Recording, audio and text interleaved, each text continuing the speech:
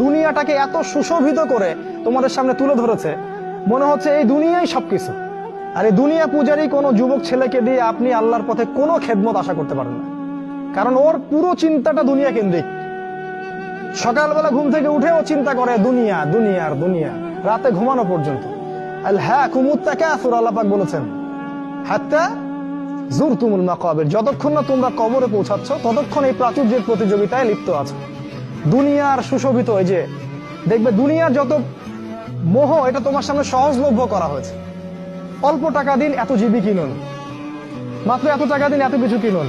Phone করছে মেয়ে, আপনার রিসিভ করছে, মানে নারী, এই যে অনলাইন, এই যে ইন্টারনেট, পর্নোগ্রাফি, ব্লু ফিল্ম, হারাম অ্যাফেয়ার্স, এই যে বয়ফ্রেন্ড গার্লফ্রেন্ড, এগুলোকে আপনার সামনে এত সহজলভ্য করে দিয়েছে যে একটা যুবক ছেলে চাইলেই জেনা করতে পারে। তুমি যদি চাও এখনই জেনা করতে পারবে, কেউ তোমাকে বাধা দিবে না।